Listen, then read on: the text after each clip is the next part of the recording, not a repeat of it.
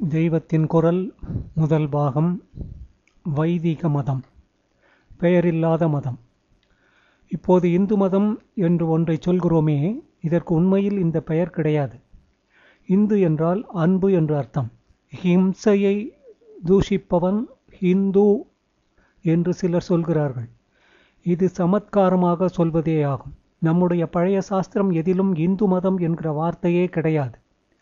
இந்துக்கள் என்பது அந்நிய நாட்டினர் நமக்கு வைத்த பெயர்தான். மேல்நாட்டுக்காரர்கள் சிந்து நதியாக கடந்தே நம் பாரத நாட்டுக்கு வரவேண்டியிருக்கிறதல்லவா? ஆனபடியால் சிந்துவை இந்து என்றும், அதை அடுத்த நாட்டை இந்தியா என்றும், அதன் மதத்தை இந்து என்றும் குறிப்பிட்டார்கள். ஒரு தேசத்துக்கு பக்கத்தில் உள்ள சீமையின் பெயராலேயே அதை அடுத்துள்ள சீமைகளையும் சேர்த்து குறிப்பிடுவது உண்டு. வேடிக்கையாக ஒன்று சொல்கிறேன். வடதேசத்தில் பைராகி என்று யார் வந்து யாசகம் கேட்டாலும் உடனே பிச்சை போட்டு விடுவார்கள்.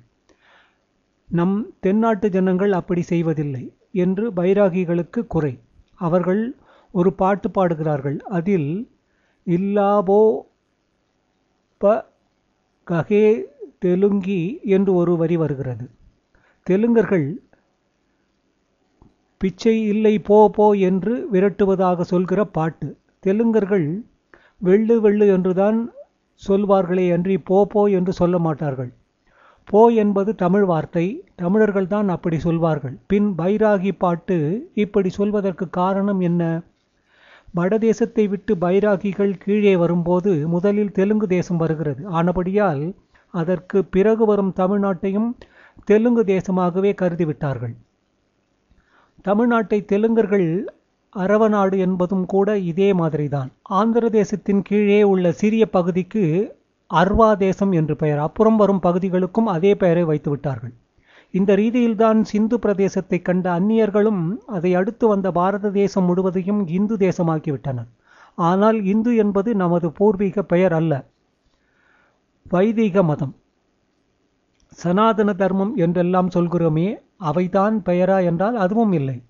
நம்முடைய ஆதார நூல்களை பார்க்கும்போது இந்து மதத்திற்கு எந்த பெயருமே குறிப்பிடப்படவில்லை. இதை பற்றி நினைத்த போது எனக்கு ரொம்பவும் குறையாக இருந்தது. இது இப்படி இருக்கட்டும். ஒரு நாள் யாரோ ராமு வந்திருக்கிறான் என்று என்னிடம் சொன்னார்கள். உடனே நான் ஏதோ நினைவில் எந்த ராமு என்று கேட்டேன். எந்த ராமுவா? அப்படியானால் ராமுக்களில் பல ராமுக்கள் இருக்கிறார்களா என்று எதிர்கேள்வி கேட்டார்கள். அப்போதுதான் எனக்கு பழைய ஞாபகத்தில் இப்படி கேட்டுவிட்டோம் என்று தெரிந்தது. எங்கள் ஊரில் ராமு என்ற பெயரில் 4 பேர் இருந்தார்கள். எனவே அவர்களுக்குள் வித்தியாசம் தெரிந்து கொள்வதற்காக கருப்பு ராமு, சிவப்பு ராமு, நெட்டை ராமு, குட்டை ராமு என்று சொல்வது பழக்கம். அதே நினைவில்தான் ஒரே ஒரு ராமு இருந்த ஊரிலும் எந்த ராமு என்று கேட்டுவிட்டேன். ஒரே ராமு இருக்கிற இடத்தில் எந்த அடைமொழியும் போட வேண்டியதில்லை. நம் மதத்திற்கு ஏன் பெயரில்லை என்பது உடனே புரிந்துவிட்டது. பல்வேறு மதங்கள் இருக்கிற போதுதான் ஒன்றிலிருந்து இன்னொன்றுக்கு வித்தியாசம் தெரிவதற்காக பெயர் கொடுக்க வேண்டும். ஒரே மதம்தான் இருந்தது என்றால் அதற்கு பெயர் எதற்கு? நமது மதத்தை தவிர மற்ற மதங்கள் ஒரு மகாபுருஷரின் பெயரில் ஏற்பட்டவை. அந்த பெரியவருக்கு முன் அந்த மதம் இல்லை. புத்த மதம் என்றால் அது கௌதம புத்தரால் ஸ்தாபிக்கப்பட்டது. எனவே அவருக்கு முன் அது இல்லை என்கிறது. ஜைன மதம் என்றால் அது மகாவீரர் எனப்படும் ஜீனரால் ஸ்தாபிக்கப்பட்டது. கிறிஸ்து மதம் என்றால் கிறிஸ்டினால் ஸ்தாபிக்கப்பட்டது என்று இப்படி ஒவ்வொரு மதமும் ஒரு பெரியவரால் உண்டாக்கப்பட்டது என்று தெரிகிறது. அந்த பெரியவர் இதை ஏற்படுத்தினார் எனும் போது அவருக்கு முன்னால் அது இல்லை என்று தெரிகிறது. இவ்வளவு மதங்களும் உண்டாவதற்கு முன்பே நம் மதம் இருந்திருக்கிறது. இந்த ஒரு மதமே உலகமெல்லாம் பரவி இருந்தது. இதை தவிர வேறு மதம் இல்லாததால் இதற்கு பெயர் குறிப்பிட வேண்டிய அவசியமே இருக்கவில்லை. இதை அறிந்தவுடன் முன்பு எனக்கு இருந்த குறை மறைந்தது. அதோடு இந்த மதத்தை பற்றிய கௌரவ புக்தியும் உண்டாயிற்று. சரி, இந்த மதம்தான் ஆதி மதம் என்றே இருக்கட்டும். அந்த ஆதி காலத்தில் இதை ஸ்தாபித்தவர் யார் என்ற கேள்வி வரும். பெயரில்லாத நம் மதத்தை யார் ஸ்தாபித்தார் என்று பார்த்தால் எத்தனை ஆராய்ச்சி செய்து பார்த்தாலும் அப்படி ஒரு ஸ்தாபகரை கண்டுபிடிக்கவே முடியவில்லை. பிரம்மசூத்திரம் செய்த வியாசரை சொல்லலாமா? கீதை சொன்ன கிருஷ்ண பரமாத்மாவை சொல்லலாமா என்றால் அவர்களும் தங்களுக்கு முன்னரே இருக்கிற வேதங்களை பற்றி சொல்கிறார்கள். சரி, இந்த வேத மந்திரங்களை செய்த ரிஷிகளை ஸ்தாபகர்கள் என்று சொல்லலாமா என்று பார்த்தால் அவர்களே நாங்கள் இதை வேதங்களை செய்யவில்லை என்கிறார்கள்.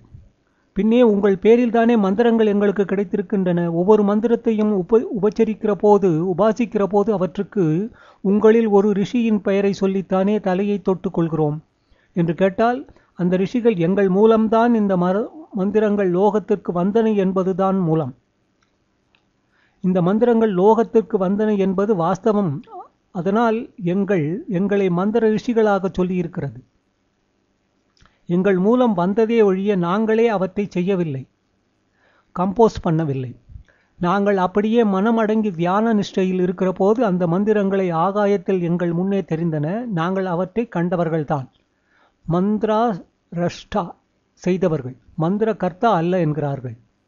சகல சப்தங்களும் ஆகாசத்திலேயே பிறக்கின்றன. அவற்றிலிருந்து சிருஷ்டி உண்டாயிற்று. இதைத்தான் ஸ்பேஸில் ஏற்பட்ட வைப்ரேஷன்களால் பிரபஞ்சம் உண்டானதாக சயின்ஸில் சொல்லியிருக்கிறார்கள்.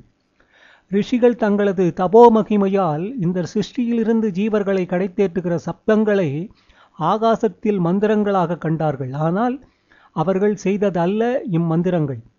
புருஷர் எவரும் செய்யாத ஔபரோஷ்யமாக இந்த வேத மந்திரங்கள் ஆகாச ரூபமாக பரமாத்மாவிலேயே அவரது மூச்சு காற்றாக இருந்தவை. அவற்றையே ரிஷி சிரேஷ்டர்கள் கண்டு உலகத்துக்கு தந்தார்கள். இப்படி தெரிந்து கொண்டால் நம் மதத்தின் ஸ்தாபகர் யார் என்பது தெரியவில்லையே என்பதும் ஒரு குறையாக இல்லாமல் அதுவே பெருமைப்படுகிற விஷயமாக இருக்கும். பரமாத்மாவின் சுவாசமாகவே இருக்கப்பட்ட வேதங்களை அனுஷ்டிக்கிற அநாதி மதத்தின் வாரிசுகளாக வந்திருக்கும் மகாபாகியம் நமக்கு கிட்டியிருப்பது என்று பூரிப்பு அடைவோம்.